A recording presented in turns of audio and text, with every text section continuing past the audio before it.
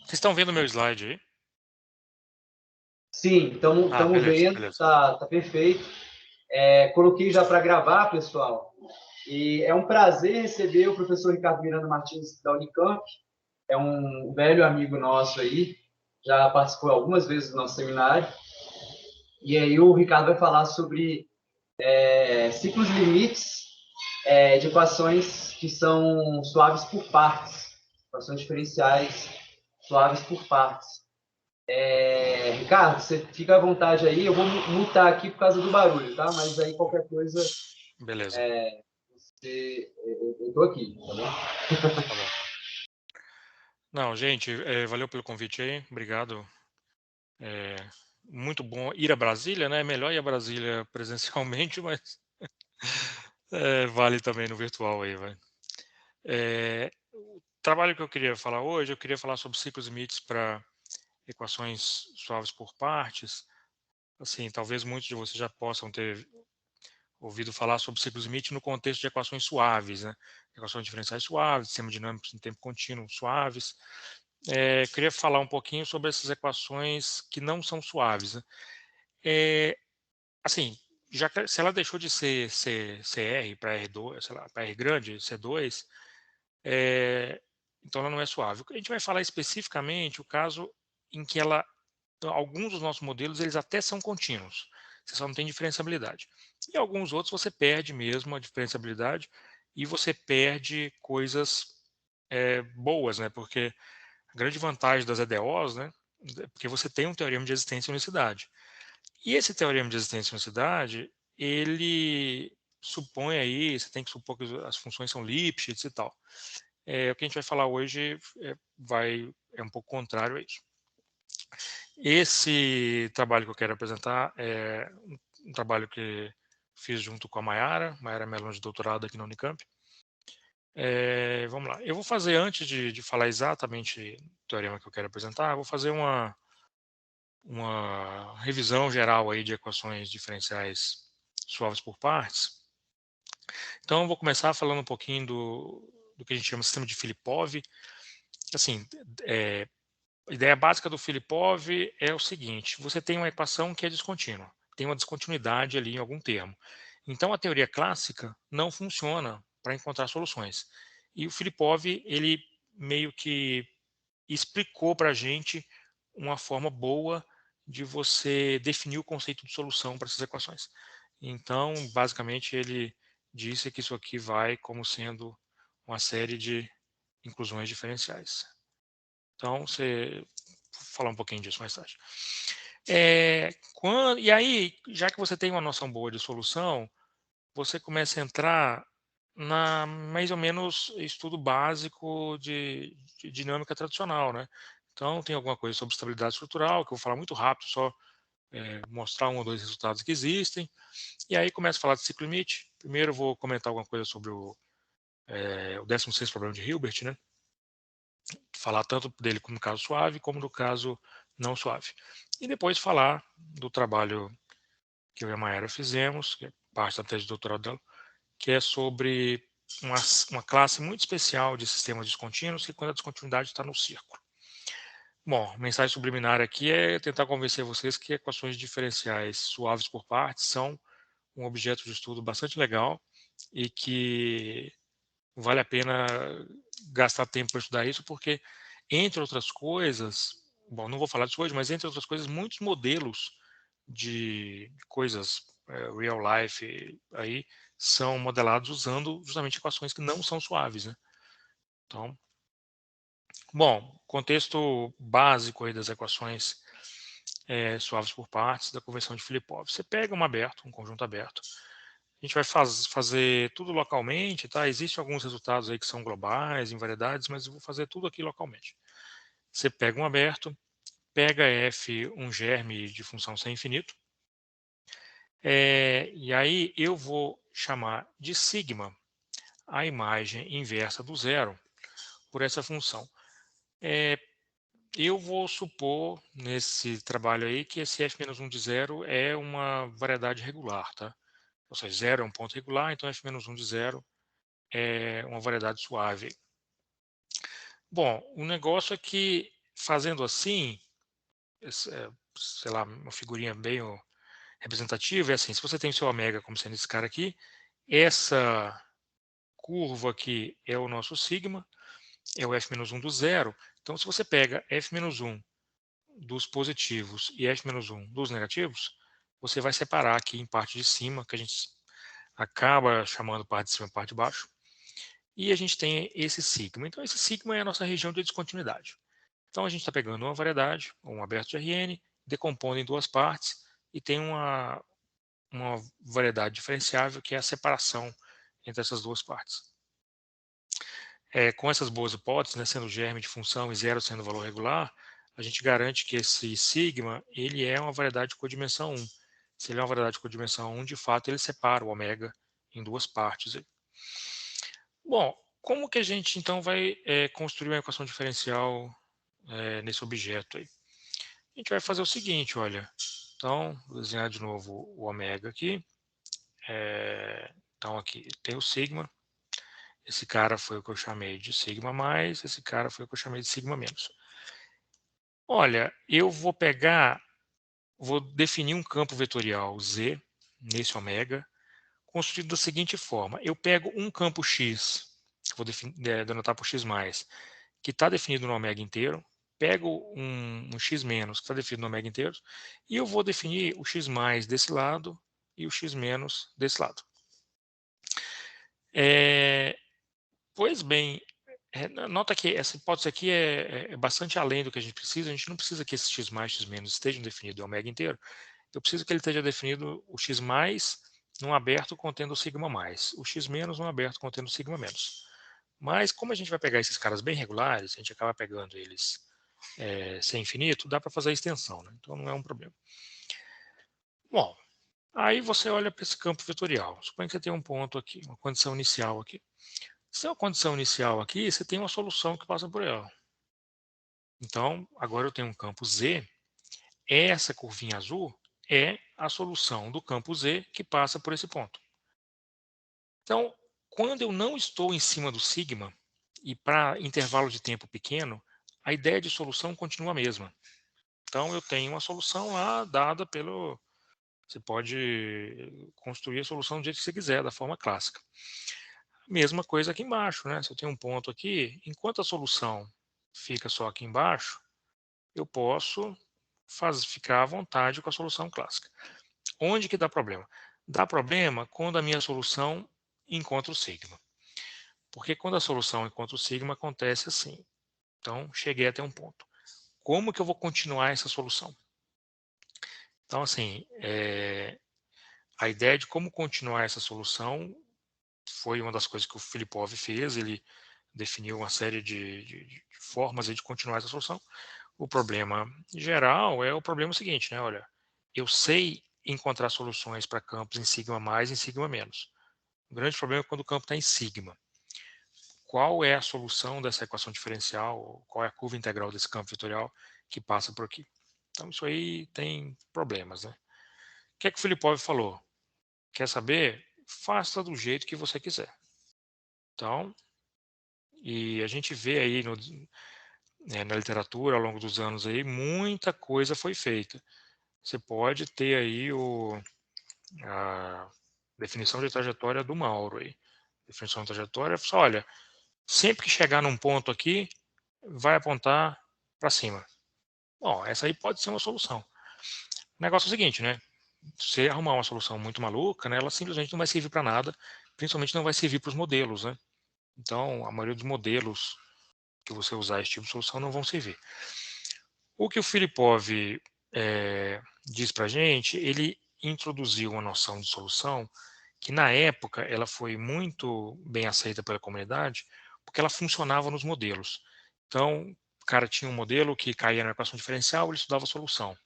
O modelo teórico, né, a solução teórica deveria se comportar parecido com a solução lá do equipamento que ele estava modelando. Né? E a solução do Filipov conseguiu fazer isso. Nessa história de procurar soluções, tem um monte de gente que já trabalhou nesse problema. Esse é o Filipov, que trabalhou desde a década de 60. Década de 30 e 40, aparecem alguns trabalhos aí da Ingard Lotz, que ela era engenheira de uma empresa de aviação aí, então ela é justamente um lugar onde aparecem vários desses modelos, né, em questões envolvendo aviação e teoria do controle, porque assim, essa descontinuidade tem a ver com a troca de dinâmica, né? Por exemplo, em sigma menos você tem uma certa dinâmica, em sigma mais você tem outra. E é basicamente isso que a teoria do controle faz, né? Quando você está modelos clássicos aí do barquinho, por exemplo, né? Dependendo da velocidade da maré, você aponta para um lado ou para o outro. Então, tem a ver com a teoria do controle. É, essas duas, tanto a definição do Filipov quanto a forma como a Engard Lotz trabalhava, eram abordagens bastante ingênuas no sentido matemático, né? A solução existia, dava super certo, mas não tinha uma teoria matemática muito grande ali por trás. E esse negócio começa a aparecer com o Utkin.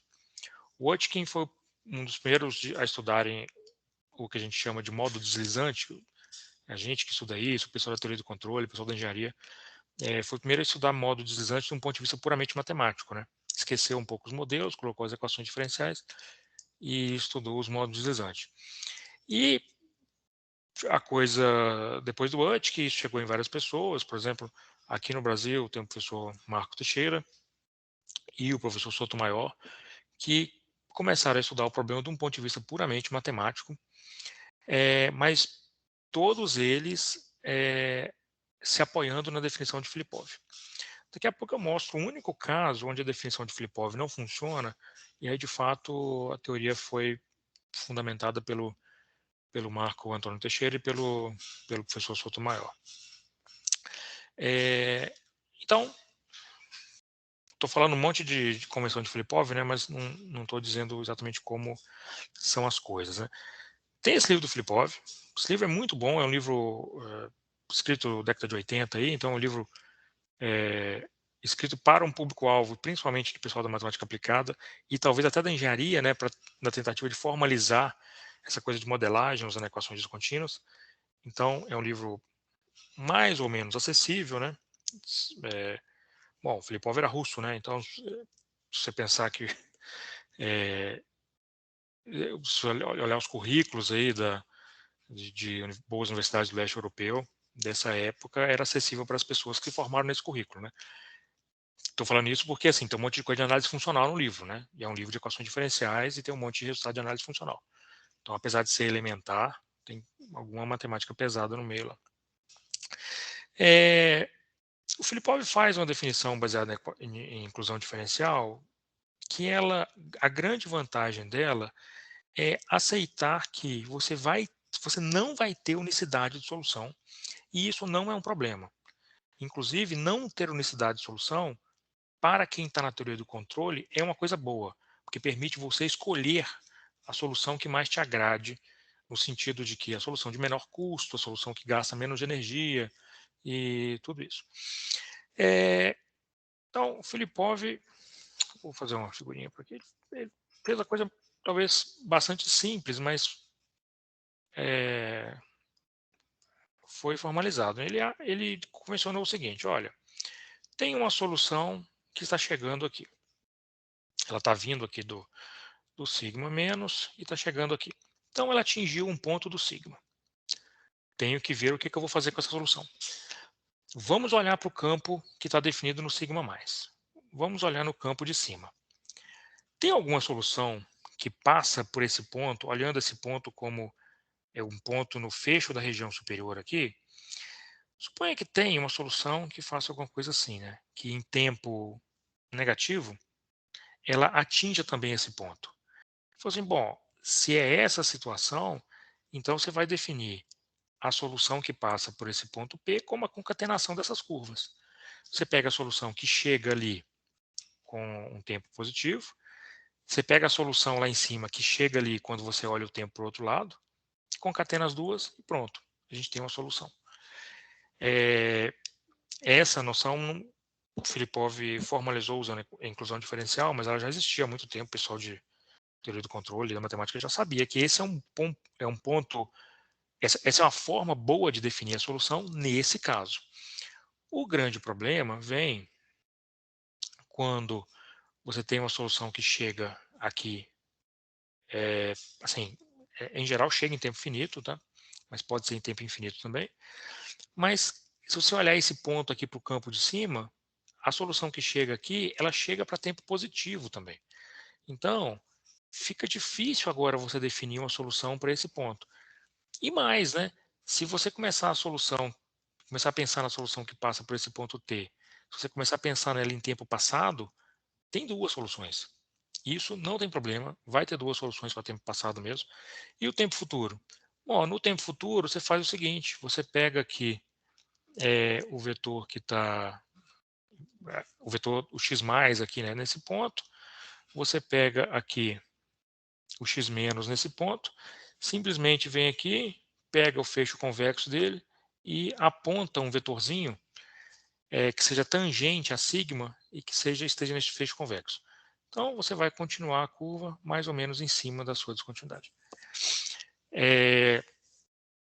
Essa solução, esse jeito de fazer solução é bastante inspirado em problemas de física, né? Você pensa que está acontecendo a colisão de duas soluções aí e você está continuando a solução na resultante, com cuidado de às vezes ter que projetar a resultante em cima de sigma, em cima da sua descontinuidade. Mas é possível formalizar essas soluções aí sem problema nenhum. As coisas foram evoluindo, hoje tem um livro bastante acessível aí sobre sistemas descontínuos. E aí eu vou pular esse slide porque eu quero fazer isso nas figurinhas, tá? Tem umas figurinhas aqui na frente. Mentira, não tem as figurinhas. Vou fazer eu mesmo minhas figurinhas. Então você tem o seguinte, você tem o sigma. O sigma é a descontinuidade. Então você tem um campo aqui embaixo, você tem um campo aqui em cima. Eles funcionam muito bem nessas regiões abertas. Em cima de sigma, eles dão problema. Então, o que pode acontecer aqui? Olha, pode acontecer de eu ter uma situação parecida com aquela que eu tinha, né? De eu poder concatenar as curvas. Outra possibilidade é que em alguns pontos eu tenha os vetores apontando para o mesmo lugar. E tem uma outra possibilidade, ainda que dependendo do ponto, o vetor pode estar saindo dele. E pode estar saindo dele tanto embaixo quanto em cima. Então, os pontos do tipo 1 aqui, né, eu vou chamar de ponto de costura. Esses pontos onde acontece isso aqui, do tipo 2, eu vou chamar de ponto de deslize. E esse ponto tipo 3 aqui, eu vou chamar de ponto de escape. Hoje em dia o pessoal tem usado mais, ao invés de só slide, né, usa sliding para os dois e chama de deslize estável por tipo 2, deslize instável por tipo 3. Essa é uma nomenclatura mais compatível com o que o pessoal da engenharia faz. Muito bem, agora vamos tentar entender essas definições em termos dos conjuntinhos aí. Isso aqui é a derivada de Lie, né? Da função que está dando sigma na direção do campo. Basicamente, quando a gente fala xf, você está fazendo x, produto interno, gradiente de f. Tá? Bom, gradiente de f, esse negócio aqui coincide com f menos 1 de 0. Né? Se esse negócio coincide com f menos 1 de 0, o gradiente aponta ortogonal aqui. Tá? Então, os gradientes de f estão todos assim. Veja o que acontece no caso da costura. No caso da costura, você está falando que eu estou fazendo o produto interno do x mais com o gradiente do f. O x mais como vetor calculado nesse ponto, ele é um vetor aqui, né? Ele é um vetor aqui, o gradiente do f é normal à curva, então você tem um certo ângulo aqui. O produto interno mede o ângulo. E eu estou fazendo a mesma coisa com o x menos com o gradiente. O x menos é esse vetor verdinho, ele com o gradiente também faz um ângulo. O gradiente vai medir o cosseno desses ângulos. Nota que esses ângulos são os dois entre 0 e π sobre 2, então eles são ângulos positivos. Então, esses produtos, cada coisa dessa aqui é positiva. pelo menos do jeito que eu fiz o desenho. Então você faz o produto, dá um cara positivo. Então quando isso acontece é costura. Eu estou desenhando a costura de um jeito, né? Mas ela podia ser uma costura de outro jeito. Ela podia ser uma costura assim e... Opa, é o mesmo ponto, tá? E assim, desse jeito, nota que cada termo seria negativo, né? Porque o gradiente está para cá, então o ângulo seria assim, ou então esse outro ângulo. Então você teria produto de duas coisas negativas, daria positivo. Então a costura pode ser tanto passando de baixo para cima, como passando de cima para baixo. Muito bem. Então, assim, quando o produto dá positivo, é ótimo. Agora, o produto pode dar negativo, né? E aí o produto pode dar negativo de duas formas, né? Pode ser que o x mais seja negativo e o x menos positivo, ou vice-versa. Pode ser que o x mais seja positivo e o x menos seja negativo. Nesses casos, basicamente o que a gente está fazendo é assim, né? Vou pegar esse caso da costura aqui. Ó, o vetor gradiente de f está apontando por aqui. Eu tenho um vetor verdinho que está aqui, um vetor vermelhinho que está aqui. Então, nesse caso, nota que esse ângulo aqui, então, quando eu faço o vermelhinho de baixo, né? Então, o x menos está dando positivo, né? O cosseno do ângulo é positivo. Já o outro ângulo é o ângulo do verde com o preto, que certamente é um ângulo maior que π sobre 2 aí. Então, está dando negativo. Então, esse caso é um caso de deslize. E aí o escape é outra coisa. Então, fazendo isso, a gente consegue classificar sigma, essa região de descontinuidade aqui, a gente consegue classificar em várias regiões abertas. Tem algumas regiões abertas que vai ser costura, algumas regiões abertas que vai ser deslize, outras que vai ser escape. E aí, a gente está supondo que as coisas são maiores ou menores que zero, mas pode acontecer isso aqui dá zero, né? Em algum certo ponto. O que acontece quando isso dá zero? Quando isso dá zero, você está falando para mim que eu estou pegando o produto interno do x mais com o gradiente do f e está dando zero. Então, essas coisas são ortogonais. Então, isso vai dar zero quando o gradiente do f aponta para cá e, por exemplo, o vetor do campo vetorial aponta para cá. Então, a solução que passa por ali é uma coisa assim, ó. Tá vendo? Você completa com os vetores tangente, aí uma hora o tangente está ortogonal ao gradiente f. Então, quando você tem esse tipo de comportamento, né, você tem sigma aqui, e aí você tem a curva de cima, por exemplo, tangenciando, é quando você tem x mais f igual a zero. E aí, esses pontos aqui, a gente vai chamar de ponto de tangência. Acho que eu defini isso no próximo slide. Você tem ponto de tangência quando 1 dá zero. E aí, uma coisa que a gente só fez na figurinha, mas olha só, aqui eu sei como é a expressão do campo, né? Estou costurando. Então, a expressão do campo que passa por... A solução do EDO que passa por aqui é pegar de baixo e juntar com a de cima. Quando eu tenho esse deslize, né? Eu falei com vocês, se o deslize está acontecendo assim, então a solução futura vem para cá. Tá, isso é pouco formal, né? Eu preciso de uma expressão para essa solução, né? Bom, expressão para essa solução é o que a gente chama de campo deslizante.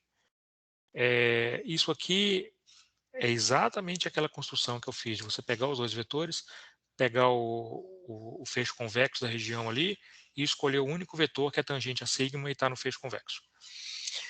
Então, sempre que eu pego o meu sigma, divido em várias regiões, na costura eu concateno as curvas, onde for deslize ou escape, eu troco o meu campo vetorial por esse aqui.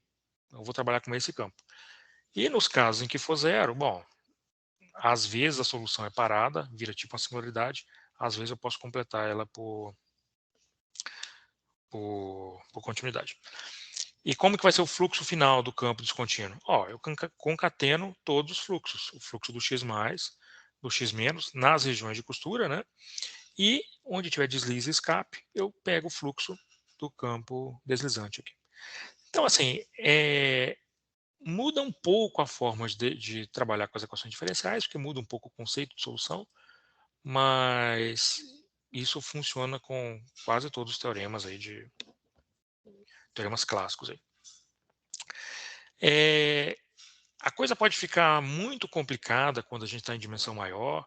Em particular, a gente tem até alguns resultados muito bons de estabilidade estrutural e coisa assim para a dimensão 2, mas a gente não tem muita coisa em dimensão 3, porque em dimensão 3 começa a acontecer, bom, dinâmica em tempo contínuo em dimensão 3 acontece todas as bizarrices possíveis aí, né? Você consegue aparecimento de caos e por aí vai.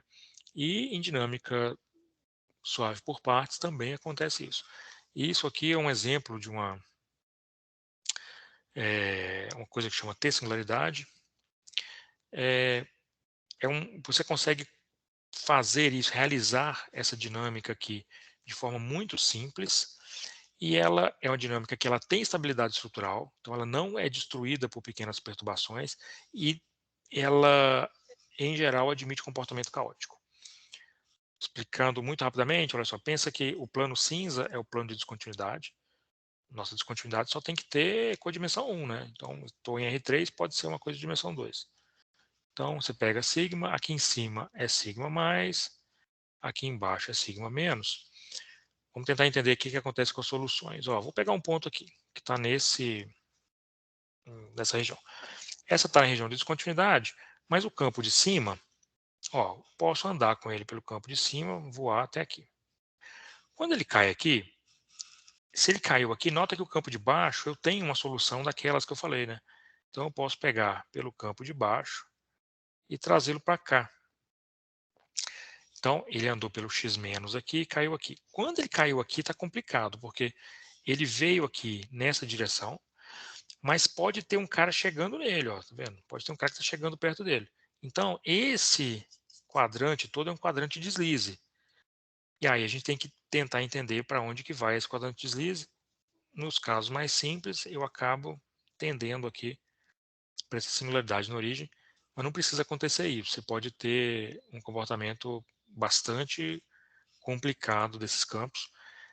E um ponto fundamental da teoria de equações não suaves é que você começa a acontecer fenômenos estranhos com campos simples. Você consegue produzir isso aqui com campos lineares. Você consegue produzir um comportamento já admitindo dinâmica caótica com campos lineares. Então, é fácil perder o controle das coisas aqui. Então, essa teoria já está sendo estudada há muito tempo, mas o primeiro resultado, digamos, resultado denso assim sobre estabilidade estrutural foi publicado há uns 10 anos antes, aí, há uns 10 anos atrás, que basicamente nesse trabalho é feito uma versão inicial do que é uma classificação completa de estabilidade estrutural para esses campos. Digamos assim, você tem lá o teorema do Peixoto, né, de estabilidade estrutural da década de 60. Se você amplia o teorema de Peixoto para campos descontínuos, então é basicamente isso que esse paper faz. Ele completa um pouco essa teoria para esses campos. Então ele dá uma formalização do que é estabilidade estrutural, ele define quais as relações de equivalência que serão usadas, ele dá formas normais para coisas estruturalmente estáveis, né? Então, bom, faz toda uma classificação lá que eu não vou fazer aqui. Ele descreve bifurcações de codimensão 1 e 2 e dá todo um diagrama. Se, assim, o único porém desse artigo, mas é uma coisa totalmente esperada, é que ele faz uma classificação local. Nada é dito sobre classificação semilocal ou global, porque mesmo em dimensão baixa fica muito difícil. Ele fazer para equações planares não é um problema, né? A teoria de estabilidade estrutural ela está muito avançada em termos de equações planares. Bom, então você tinha coisa de estabilidade estrutural, e aí o pessoal começou a estudar, no contexto de equações descontínuas, começou a estudar ciclos limite. Coloquei umas definições muito rápidas aqui, né? Assim, um ciclo limite para uma equação diferencial é uma solução periódica que ela é isolada como solução periódica. Significa assim, estou desenhando tudo em dimensão 2, mas não precisa, né? Você tem lá as soluções da sua EDO. Então, você tem uma solução aqui que é periódica. Então a solução é uma curva fechada. Se numa vizinhança dela você não tiver outra, se na vizinhança dela, sempre que você começa uma solução, ela não é uma curva fechada, então você fala que esse cara é um ciclo limite. Assim, você pode ter solução periódica, elas podem aparecer em famílias a um parâmetro. Quando acontece isso, você não tem ciclo limite, né? Se ela for um contínuo de órbitas periódicas. Mas um ciclo limite é quando você tem uma solução periódica e as soluções ali em volta não são periódicas. A existência de ciclos limites é muito importante para quando as equações diferenciais vêm de sistemas reais, né? E aí lembra do curso de... Bom, aqui pelo menos costuma ver isso em... Bom, cálculo 2 eu exagerei, é o cálculo 3 pelo menos aí, vai. Não dá para provar em cálculo 2, né, já que tem termo de Green. Mas lá no cálculo 3 a gente aprende equações diferenciais, a gente aprende que se você tem equações diferenciais lineares, você não tem ciclos limite. Equações diferenciais lineares, só para dar o sobrenome, né, pega um sistema de equações diferenciais lineares homogêneas. Quando aparecem soluções periódicas não degeneradas, soluções periódicas que não são iguais a um ponto, elas aparecem sempre numa família a um parâmetro, num contínuo delas. Então você precisa recorrer a sistemas que não são lineares para produzir ciclos limite. Um exemplo canônico de ciclo limite é um sistema desse, um sistema que está dado aqui em coordenadas polares. Se a gente tenta fazer um esboço de solução aqui, nota o seguinte, então eu tenho Rθ, né? Nota que a variação do θ é constante, então o θ vai variar com o tempo. À medida que o tempo passa, o θ varia. Se eu pegar agora uma solução com raio 1, eu vou só marcar o zero aqui, pego uma solução com raio 1. Como que é essa solução? Bom, se o R é 1, então R ponto é 0. Então eu tenho uma solução aqui que não tem variação de raio. Se não tem variação de raio, o raio vai ficar constante sempre, né? Se o raio vai ficar constante sempre, ela vai fazer uma coisa assim. Bom, vai dar um círculo, né? Não vai dar uma batata aqui, igual no meu desenho. Vai dar um círculo, porque o raio é constante, ela está variando continuamente com o ângulo. Por outro lado, né, se você pega um raio menor que 1, se pegar um cara menor que 1, essa conta aqui vai dar negativo, né? Quando você fizer R vezes R menos 1. Então, o R ponto é negativo. Então, o raio está decrescendo, né? O raio está decrescendo e o ângulo varia com o tempo. Então, você vai fazer uma coisa assim. Então, basicamente, você prova que existe um ciclo limite. Aqui, se você pegar um raio maior que 1, você vai perceber que ele está crescendo. Então, raios maiores que 1 vão para fora. Sobra só esse ciclo limite. Então, usando coordenadas polares é um jeito mais simples possível de você criar ciclos limite. E não é exatamente o contrário, né? Mas uma noção parecida com a noção de ciclo limite é a noção de centro, né? A gente diz que um sistema tem um centro quando existe uma vizinhança, você tem um ponto de equilíbrio, né? Tem uma vizinhança desse ponto de equilíbrio onde todo mundo é periódico. O exemplo clássico é isso aqui. Então, é uma região onde todo mundo... Você tem um contínuo de órbitas periódicas aqui, né?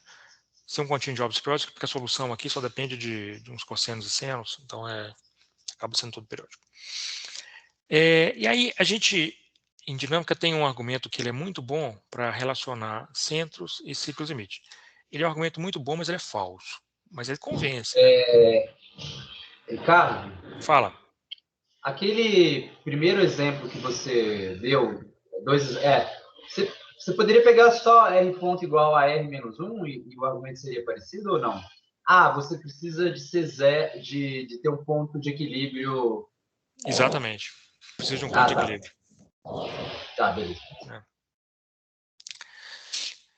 Então, assim, tem um argumento que unifica essa coisa de centro com ciclo limite.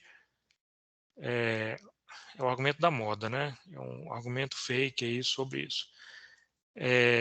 Ou seja, como você convence uma pessoa que você, ao querer estudar ciclos limite, deveria começar a estudar centro? Bom, você pode fazer assim, né? Se você está querendo pedir financiamento para um não matemático, você fala assim, escuta, eu vou começar com uma equação diferencial que tem um centro. Vou supor que a minha equação diferencial tem um centro. Então, eu tenho infinitas órbitas periódicas, eu tenho um contínuo de órbitas periódicas, né? Tenho aqui um monte de órbita periódica. Agora eu vou pegar uma perturbação muito pequena. eu vou simplesmente somar aqui na minha equação diferencial um epsilon vezes g. Aí você pensa assim, poxa, eu tenho lá o teorema de dependência diferenciável para equações diferenciais. Então, se eu perturbar só um pouquinho, será que eu vou perder todas as órbitas? Você, talvez não, né? Porque assim, já que eu tinha um número infinito, talvez eu até perca um número infinito de órbitas periódicas. Talvez na minha perturbação eu não tenha tantas mais, mas deve sobrar alguma, né? Eu tinha um número infinito, perturbei com um epsilon muito pequeno, com a função g de norma muito pequena, deve sobrar um número finito, pelo menos, de órbita. Se você for usar esse argumento para conseguir financiamento, tenha cuidado para usar ele com uma pessoa que não sabe equações diferenciais, porque esse argumento é totalmente falso, né? Tem um termo de Peixoto, de estabilidade estrutural, não vale. Mas engana aluno, né? Faço isso várias vezes nos cursos de equações diferenciais aí, as pessoas concordam, depois falam, então, mentira, não funciona. Mas dá alguma ideia, né? Porque isso nem de longe é verdade. Você consegue construir vários exemplos. Estou deixando dever de casa aí para você achar um deles. Um sistema desse que não tenha ciclo limite. Mas às vezes dá. Então, com boas escolhas de G, você consegue sim manter ciclos limite. Então, uma boa forma da gente estudar existência de ciclos limite é justamente fazer assim: pegar a perturbação de um centro. Foi mais ou menos essa ideia que motivou o Hilbert, há muitos anos atrás, né, lá em 1900, no Congresso Internacional, a colocar um problema, a relacionar, na lista famosa de problemas do Hilbert lá, um problema sobre ciclos limite. Isso aqui é a versão muito modernizada aí do problema do Hilbert, tá? Que é em parte 1 e parte 2. Então, em linguagem de hoje, depois de algum refinamento, dá para escrever os problemas do Hilbert, o 16º problema, como o seguinte: parte 1. Será que se eu vier aqui no R2, desenhar um monte de círculo, desenhar assim, e um círculo grandão, e um outro aqui. Tem um monte de círculo azul. Será que eu consigo um sistema de equações diferenciais, x ponto igual a p de xy, y ponto igual a q de xy, onde esses ciclos azuis são os ciclos limite desse sistema e só eles são? Então o Hilbert queria, sei lá, dado um monte de curva fechada, você achar um sistema que tivesse aqueles caras como ciclos limite. Isso é verdade. Isso, a resposta é sim, e a prova é surpreendentemente fácil. A prova não era surpreendentemente fácil na época do Hilbert, óbvio, mas ela foi, hoje em dia, existem versões bastante simples dela. Claro que você prova a menos de conjugação, né? Você prova a menos de equivalência topológica dos sistemas, que era uma noção que não estava clara naquela época. Mas sim, dá para fazer. E a outra parte do problema de Hilbert é o seguinte: então pega um sistema polinomial de equações diferenciais no plano, tá? Pn e Qn são polinômios de grau n. Eu quero saber quantos ciclos limite, no máximo, esse sistema tem, e eu quero achar uma relação entre o número de ciclos limites e o grau. Eu quero que você me dê, para cada grau, o número máximo de ciclos limites que podem existir. Então, você vai falar assim, se o sistema for de grau 2, eu vou ter tantos. Se for de grau 3, no máximo tantos. Se for de grau 5, no máximo tantos. Hoje em dia, a gente denota por Hn esse número de Hilbert aí. E o Hilbert deu um chute muito alto com esse problema dele. Porque não era muito claro, ou não é ainda muito claro, que exista, já que o problema ainda não está finalizado, né, que exista uma relação entre o número de ciclos limite, que é uma propriedade meio topológica, diferenciável, né, tem a ver com a solução da EDO, com o grau do polinômio que você colocou lá para criar a EDO. Então, Hilbert colocou isso aí, e, bom, o Hilbert é o Hilbert, né? Então, as pessoas foram estudando e, hoje em dia, a gente já acredita que existe essa relação. A gente acredita que essa demonstração está próxima de ser feita. Já foram cobertos muitos casos, mas não existe uma demonstração completa desse problema. Ainda é um problema em aberto. Então, assim, o negócio é calcular o HN, né? Ou pelo menos calcular majorantes para HN.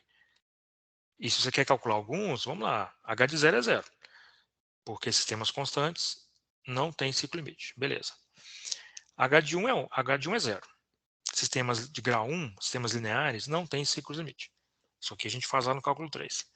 E o melhor que tem hoje em dia é... Opa, desculpa, aqui é 4, tá? H2 é maior ou igual a 4.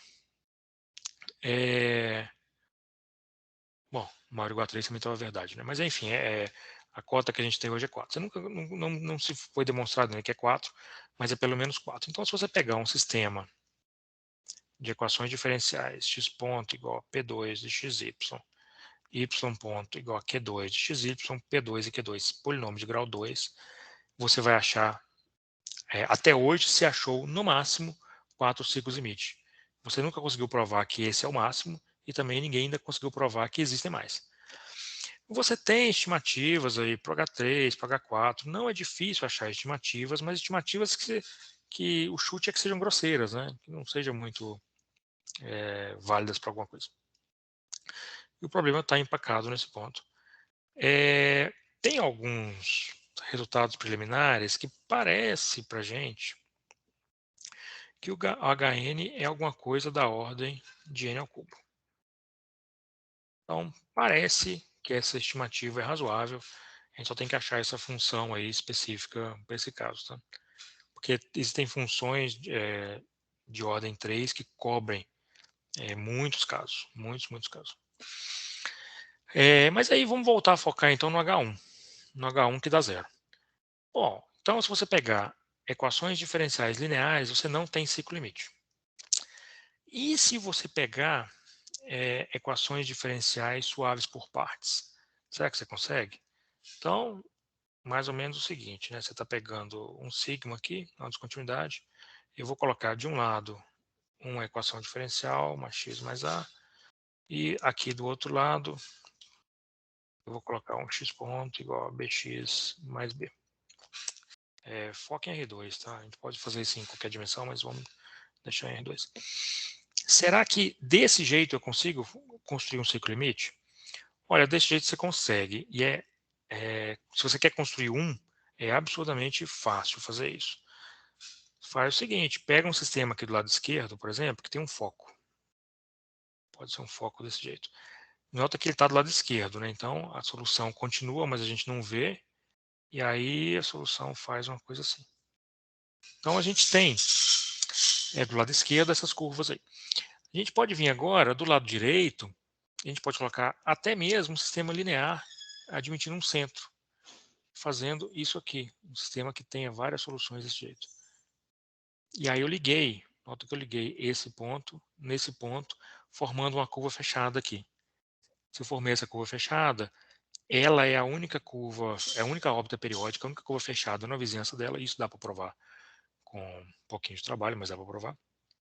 Então você consegue construir um ciclo limite para sistemas suaves, lineares por partes.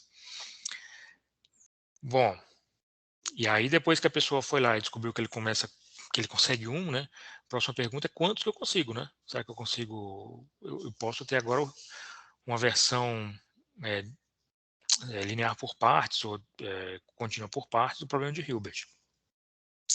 Então esse problema já tem sido estudado há alguns anos aí. Um dos primeiros bons resultados nesse sentido é um artigo bastante completo que saiu em 2012. Ele usa métodos numéricos e algumas construções bastante elementares para construir um exemplo com 3 ciclos limite. Tá? Esses aqui são 2 focos. Ele tem... ele parte no zero, né? Tem um sistema para x menor que zero, um para x maior que zero. São 2 focos e ele faz alguma classificação, mas no fim o importante lá desse artigo é esse exemplo, que foi a primeira vez que foi encontrado 3 ciclos. Construir um é fácil, construir 2 é mais ou menos, construir 3 não é fácil. Você tem que pensar bastante para escolher as matrizes dos sistemas. Mas enfim, provaram usando métodos numéricos bem elementares, estilo, olha, fiz no MATLAB, e conseguiram os 3 ciclos. Estou exagerando, eles dão alguns argumentos lá para garantir isso. Mas, de fato, tinha um problema do erro, né? E quando a gente está lidando com equações diferenciais de forma numérica, às vezes o erro é muito importante, porque às vezes o erro, o acúmulo de erro ali, às vezes você está até vendo que a solução no gráfico parece que é fechado, mas na prática não era. Mas, enfim, o exemplo deles foi tão bom que era possível formalizar. Então, assim, no mesmo ano, foi formalizado, usando exatamente o mesmo exemplo deles, a existência desses 3 ciclos. Então, provou-se que existem sistemas suaves por partes com 3 ciclos limite. Bom, e aí começou toda uma corrida aí para provar esse tipo de resultado, né? Para ser quais, dependendo da classe da equação diferencial que você pega, quantos ciclos pode ter e todas essas coisas assim.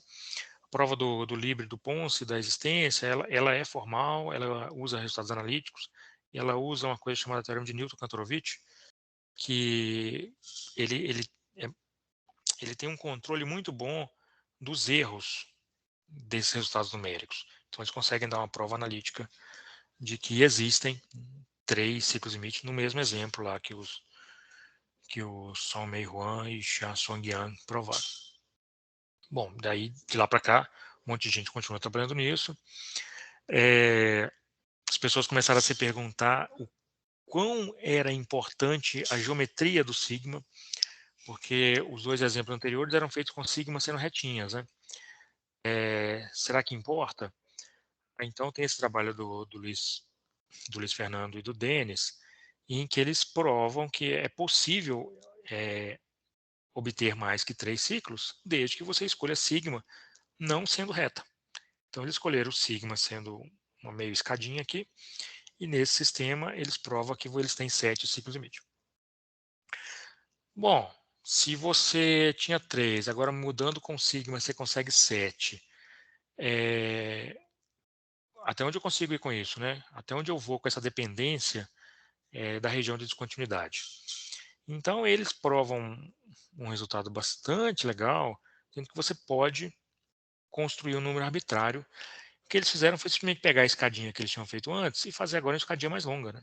Então, fazendo uma escadinha mais longa, eles conseguiram um número arbitrário de ciclos. E eles colocam como questão nesse artigo a questão do, assim, escolhe um n, né? Então, n igual a 20. Eu consigo um sistema que tenha 20 ciclos?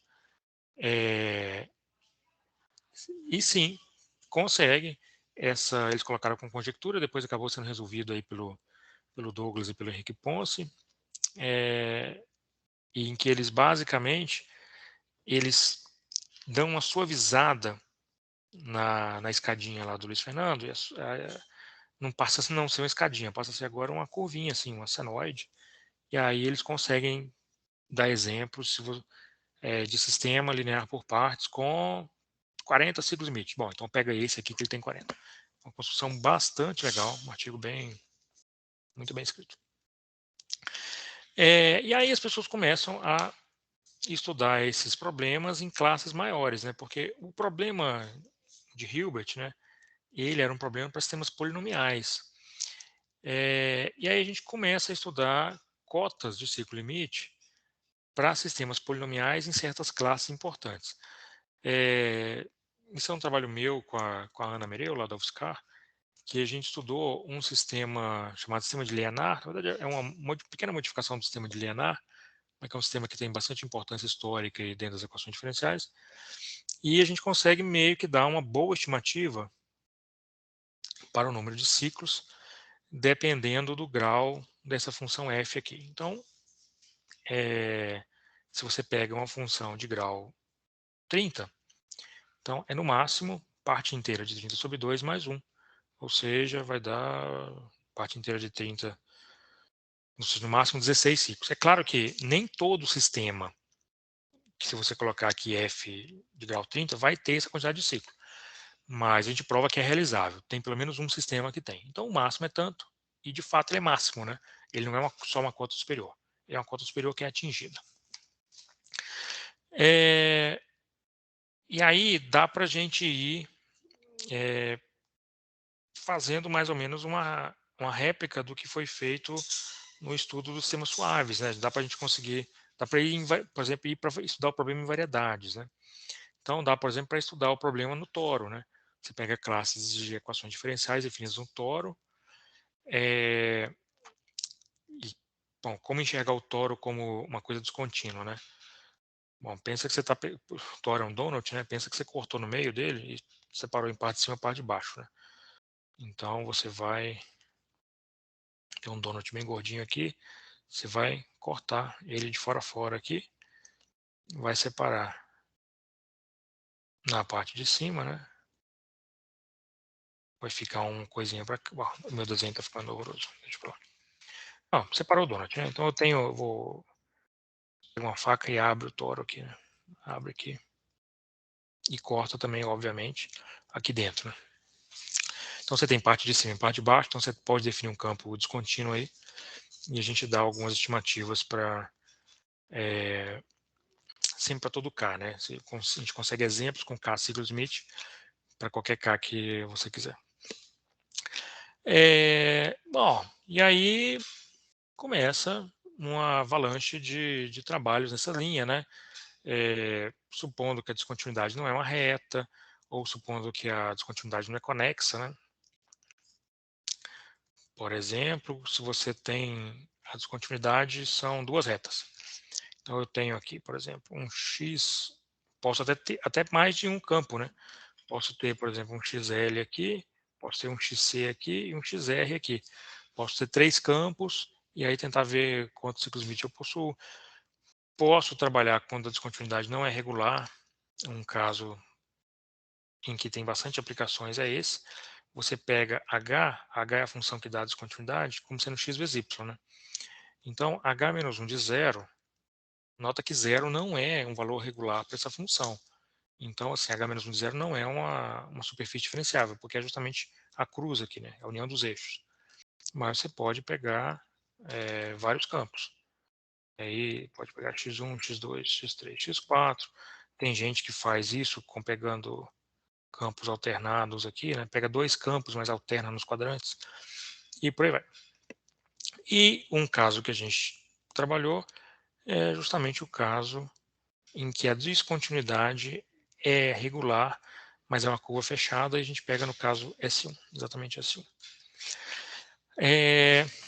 Casos parecidos com esse já foram estudados por outras pessoas também. Um artigo bastante recente que faz uma classificação bastante completa disso, o artigo da Jimenez com o Medrado e o Libre, em que eles estudam, assim, você vai pegar campos lineares que têm centros, e aí você vai pegar como descontinuidade uma curva cúbica, e aí estudar como que podem ser criados os ciclos Smith.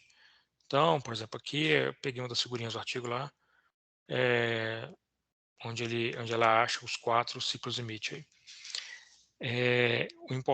Uma coisa importante nesse artigo é que ela está procurando o que a gente chama de crossing limit cycles, ou seja, ciclos que passam a região de costura, porque na descontinuidade tem a região de deslize e de escape, né? E no trabalho que eu vou mostrar agora também, a gente faz isso, a gente dá uma ignorada nesses ciclos, porque eles são de detecção muito mais complicada. E aí, falando especificamente do meu trabalho com a Mayara aí, a gente faz o seguinte, a gente está em R2, então a gente pega S1, a gente pega um campo vetorial aqui dentro, um campo aqui fora, esses campos lineares, e estuda o aparecimento de ciclos. Nota que quando a gente fala que está trabalhando com campo linear, é uma equação diferencial linear. Então a primeira coisa que você pensa é assim, poxa, a equação diferencial linear, ela pode ser resolvida. Você pode usar exponencial, você pode usar matriz fundamental, pode usar o que você quiser, a solução é fácil. A solução é fácil, é verdade. A grande questão é que a gente não depende muito da solução, porque para criar um ciclo limite aqui, quer dizer, claro que a gente depende da solução, isso quer dizer que não adianta tanto ter a solução, porque um ciclo limite é uma coisa assim, né? Aqui, e aí eu pego no campo de fora alguma coisa assim. Nota que o que eu preciso é descobrir o tempo que demora para essa curva sair desse ponto e chegar aqui. Para eu chegar no tempo, eu tenho que resolver uma equação que envolve os termos lá da exponencial matricial, os termos do fluxo. E esses fluxos, quando você pega equações lineares, as expressões deles têm umas misturas de função exponencial com função trigonométrica. Então, em geral, são umas equações que a gente não consegue resolver. Não são solução de polinômio, nem nada disso. Achar o tempo é um problema difícil, um problema, em muitos casos, para achar analiticamente é impossível. Então, numericamente até dá, mas se você quer fazer um trabalho analítico, não dá para fazer tão simples, apesar da gente ter a expressão da solução. Então, assim, sempre que a gente fala que está trabalhando com campo linear, mas campo linear você tem a solução. A gente tem, mas adianta um pouco, mas está longe de resolver o problema. Bom, a gente começa a estudar assim, né? A gente quer, então, tem um círculo aqui e eu quero ver quando é que eu posso ter um ciclo limite. Então, a gente quebra o conjunto dos campos aqui em algumas classes de campos, que são basicamente as classes onde é possível ter ciclo limite, nesses casos, pegando singularidade do tipo centro e cela.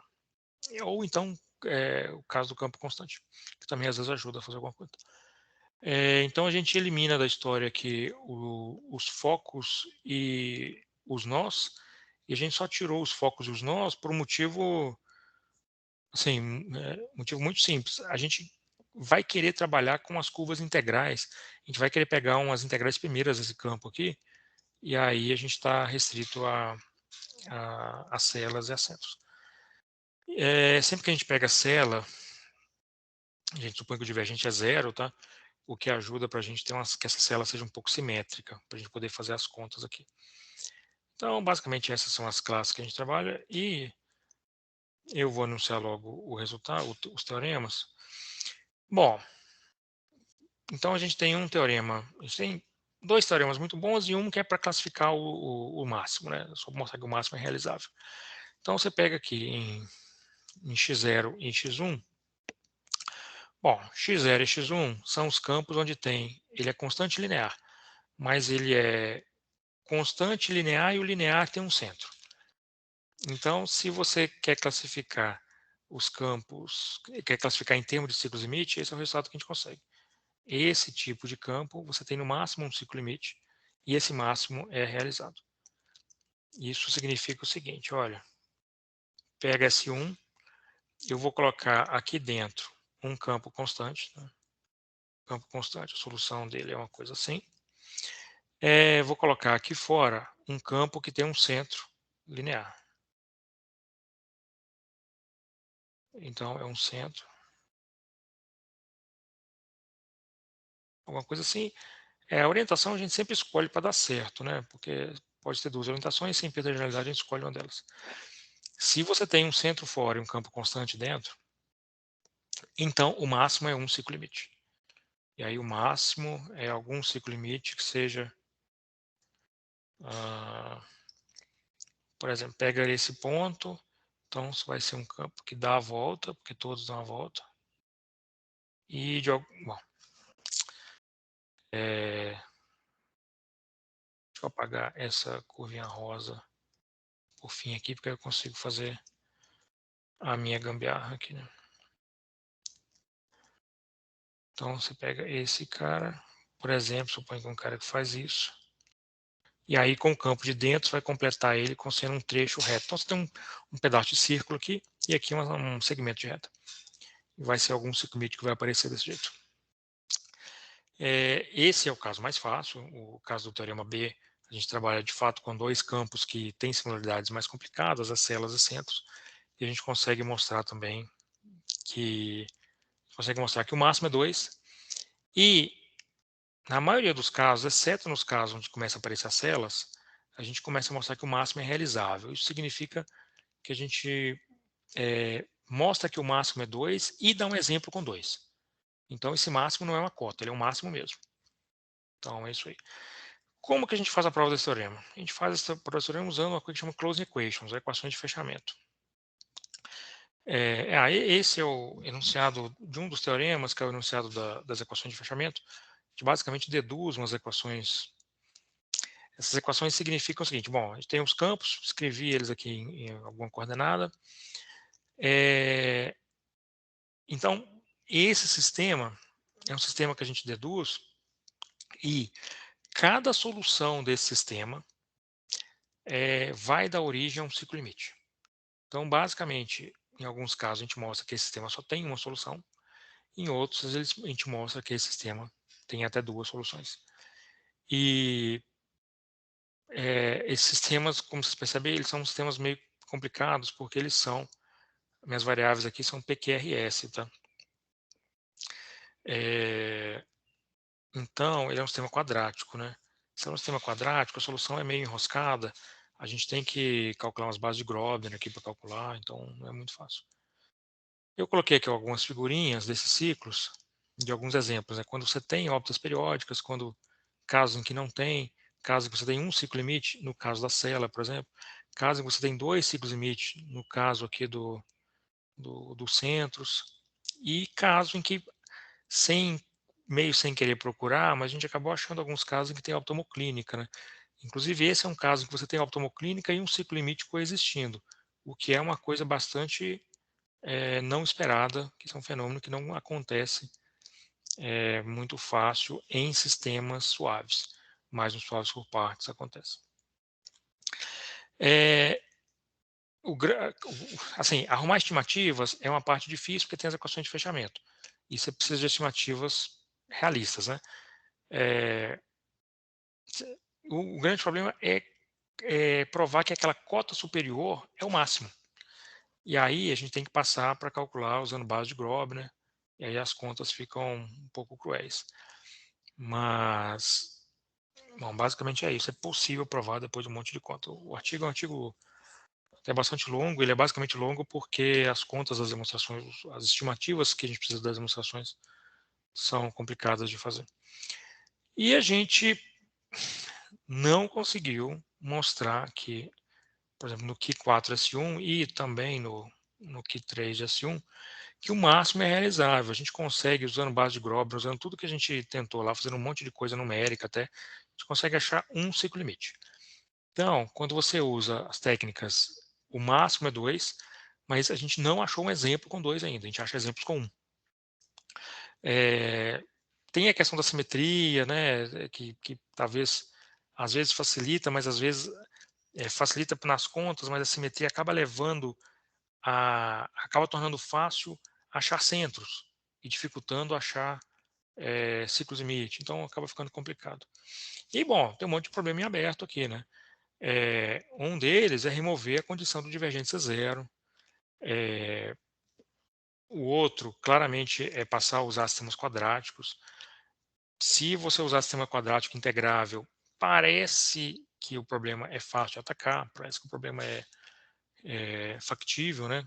Vai dar algum trabalho nas estimativas, mas parece factível.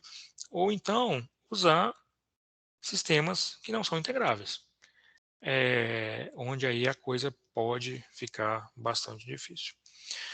Mas, bom, era isso, pessoal, que eu queria falar. Agradecer pela atenção aí. E se tiverem perguntas não muito difíceis. Valeu.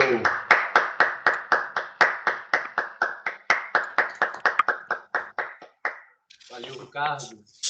Muito boa sua apresentação. Eu fico um pouco com a impressão de que esse assunto ainda está no início, e aí dá a impressão que vários dos artigos ainda são estudos de casos, né? Aí eu fico, assim, no sentido de que não está tão claro quais são as perguntas mais gerais, né?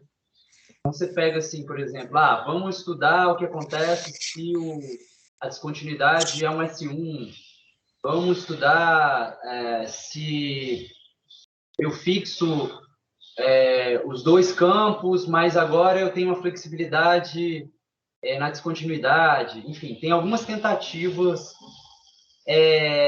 Você já pensou um pouco como é que seria uma linha de pesquisa em relação a esse assunto? Assim, É claro, você colocou assim, na linha do que vocês fizeram, vocês colocaram aqui alguns problemas abertos, tudo bem. Mas eu digo assim, de uma maneira um pouco mais geral, nesse assunto aí de ciclos limites e campos descontínuos, quais seriam as perguntas assim mais gerais que você acha que poderiam ser feitas e que teriam alguma chance de poderem ser investigadas, né? Porque também tem coisa que você pode até perguntar, mas não tem nenhuma chance de... Então, na verdade, assim, a questão é que você tem razão do que você fala, é verdade isso mesmo, porque é uma linha de pesquisa que, se você pegar, sei lá, 15 anos atrás, as teses sobre esse assunto, hoje, sei lá, o cara da iniciação científica faz rapidinho, né? Então é uma coisa que está evoluindo muito rápido. A questão do ciclo limite, tem bastante gente que trabalha em sistemas descontínuos que eles trabalham meio motivado por aplicações. Então, tem algumas classes de equações que, por terem essa importância lá, é, po- por exemplo, vou dar um exemplo concreto, estilo pandemia aí. Esse modelo SIR, né, que começou a falar sobre evolução de pandemia, o melhor modelo mesmo é o modelo descontínuo. Então, assim, é um modelo que tem uma descontinuidade. Por que que a gente não, por que que o modelo de descontínuo não ficou famoso, né? Porque ele é difícil de trabalhar, né? Mas saiu um artigo recente do pessoal que estuda até o SR descontínuo do ponto de vista de Filipov, justamente provando que existe, em situações muito ruins, né, existe esse ciclo limite, que é basicamente essas ondas que a gente vê, né? A contaminação aumenta e diminui, a contaminação aumenta e diminui. E se você modela isso como um problema de teoria de controle, se você não tem nenhum agente externo, tipo vacinação ou coisa assim, você vai simplesmente ter novas e novas ondas de pandemias aí. Então, tem o pessoal que estuda a existência de ciclo baseado em aplicação, porque a aplicação exige que tenha ciclo limite, e que eu faço particularmente é estudar isso do ponto de vista puramente matemático. Então, quando a gente estudava o problema de Hilbert, o objetivo era tentar atacar classes de problemas cada vez mais gerais, e sempre de olho se aquela estimativa sua não valia para um outro problema, né? Estudamos os quadráticos. Será que se for cúbico tem jeito? Aí você pensa, pô, o cúbico, não sei direito trabalhar com sistemas cúbicos porque eu não consigo nem achar singularidade direito. Aí o pessoal fala, então vamos fazer o cúbico que tem duas retas invariantes.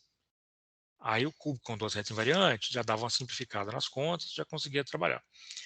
É, e aí, para fazer esse tipo de coisa, o jeito como eu mostrei que a gente acha o ciclo Smith é um jeito que funciona num contexto muito específico, no contexto que o campo é integrável. Por que ele funciona no contexto do campo integrável? Porque você precisa ter as integrais primeiras, porque você não faz a conta direto com o fluxo. Aquilo que eu falei lá, porque você não tem o tempo de voo, aquilo inviabiliza as contas do fluxo. Mas, se for integrável, você troca o fluxo pelas expressões das integrais primeiras. Então, você consegue fazer ali. Só que tem gente que trabalha com campo não integrável. Então, quando o campo é não integrável, não tem jeito de fazer assim, você tem que passar por um caminho que envolve aquelas técnicas de perturbação que eu comentei. Então, assim, aquilo tem sido muito estudado. Como fazer perturbações cada vez mais gerais. Tem um método muito bom para isso, chama método da média, que o pessoal, em muitos lugares do mundo, estudam bastante isso. E o método da média, ele é um método que, assim, ele, ele é basicamente assim, você pega a aplicação de Poincaré, eu acho que eu estou com o slide aberto ainda, então eu vou desenhar aqui. Você pega uma aplicação de Poincaré, né, e faz alguma coisa assim. E aí você tem se você quer uma órbita periódica, esses dois pontos deviam cair no mesmo lugar. Como não cai, você tem um afastamento, você tem uma displacement function. Isso é a função distância. Essa função distância, você expande ela em Taylor, ele vai usando umas ferramentas para tentar estimar cada vez mais essa distância e aí você poder pegar uma condição inicial que feche. Esse tipo de coisa, ele por muitos anos foi muito utilizado mas ele tem o problema de ele encontrar o que a gente chama de ciclo limite de baixa amplitude. Por quê? Porque na demonstração desse negócio, você vai usando o termo da função implícita um monte de vezes. Você vai usando o termo da função implícita e tal. E assim, cada vez que você usa o termo da função implícita, você vai diminuindo a vizinhança. Você diminui a vizinhança, diminui a vizinhança. Então, você pega os ciclos que estão perto da origem. Para o pessoal da teoria de controle, isso não é bom, porque os ciclos perto da origem, eles não estão interessados. O ciclo perto da origem não é exatamente o regime estacionário que ele quer. Ele quer os ciclos grandes. Então, tem muita gente que tem estudado esse problema dos ciclos limites, mas no desenvolvimento do método. Então, você começa a desenvolver métodos que sejam mais finos. Então, ao invés de você usar uma aproximação de primeira ordem para esse cara, você usa uma aproximação de ordem 2, ordem 3. E uma coisa que dá para fazer é você associar o grau dessa aproximação. Isso envolve calcular funções, né? Calcular a função f1, a função f2. É, o cálculo dessas funções, do jeito como é feito tradicionalmente, é feito usando algumas relações de recorrência.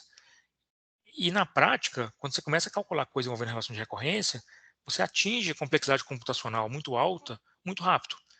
Então tem um monte de pesquisa nesse sentido, de achar novos métodos quantitativos, porque método qualitativo a gente tem, né?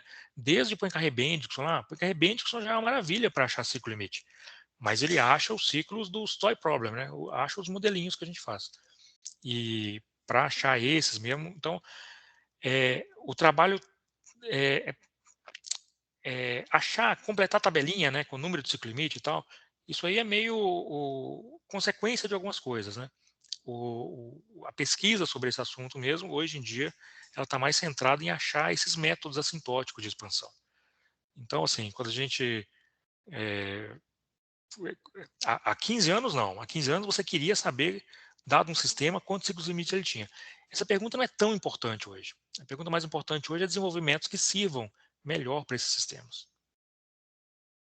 Legal, legal, bacana. Eu queria depois, eu vou mandar para você pelo WhatsApp, para você me mandar esse, fiquei curioso, você mandar esse artigo do CIR descontínuo, do SR descontínuo, eu vou te pedir depois. Uhum. Perguntas, comentários?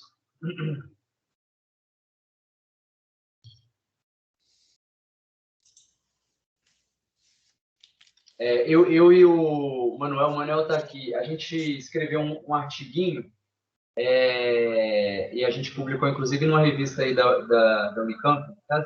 A gente tem até que traduzir para o inglês. E uma das coisas foi olhar do ponto de vista da teoria do controle, essa coisa das novas ondas, né? Com mudança de campo, quando você tem isolamento, quando você... Uhum. E eu achei interessante que você falou de alguma coisa que tem alguma relação com... eu fiquei curioso, eu vou depois dar uma Então, olhadinha. essa coisa da teoria de controle, eu tive um aluno de mestrado que eu até pedi para ele estudar bastante isso lá pegar uns livros de engenharia mesmo, dar uma lida e tal, porque essa teoria descontínua nasce na teoria do controle. Ela nasce de você trocar campos Sim, sim. para controlar órbitas. É uma espécie de teoria do controle, mas existe uma região pré-delimitada, né? Isso, exatamente. É curioso isso, né? É um problema de uma outra natureza, mas está relacionado. Em termos de técnica, né? É. Muito legal. Então, mais alguma pergunta, mais algum comentário aí? Então, vamos agradecer de novo o Ricardo. Valeu, Ricardo. Valeu, obrigado, gente. Vou tirar mesmo. Valeu, Ricardo. Obrigado, foi ótimo. Você tá usando muito bem aí o método online aí de apresentação. Ficou muito bom. Não, Muito tem uma agradável. mesinha. Deixa eu ligar minha câmera aqui. Essa mesinha é salvadora aí. Exato. Depois de tanto tempo a gente aí alguma coisa positiva tem que sair disso tudo, né? Não, o engraçado é que essas coisas já existem há muito tempo, né? E a gente É, a gente nunca queria aprender nada disso, né? E aí, exato. em 3 semanas. Não, e agora a gente não tem mais desculpa, né, Ricardo? Agora, da próxima vez que a gente for fazer, quando voltar o presencial, a gente for fazer outras coisas, não tem mais desculpa para poder fazer híbrido, para poder transmitir. Agora a gente está ferrado. A gente nunca mais vai conseguir dinheiro para uma banca, né? É, exatamente. Nunca mais a gente vai viajar para banco. É que nem quando eu estava fazendo doutorado, eu resolvi tomar a seguinte decisão. Eu não sei se era no doutorado ou no mestrado. Eu falei assim, não, eu não vou mandar a minha tese, não vou imprimir e mandar, entendeu? Eu vou mandar só o PDF, que porra é essa, né? Hoje em dia ninguém mais fala, né? Mas ainda se mandava e tal. É a mesma coisa que vai acontecer com as bancas, provavelmente. É. Mas legal, muito obrigado aí. Achei Bom, muito... gente, valeu. Abração. Valeu, cara. Tchau, tchau. Agora a gente pede coffee break no iFood, né? Eu vou receber um voucher? Como é que é? Uber Eats. Falou, galera. Tchau, tchau. Valeu, abraço, gente. Valeu, mal. Valeu, obrigado. Melhoras aí, cara. Não, eu tô melhor agora. Bom, mas que bom que você tomou a segunda dose. Bom demais. Abraço.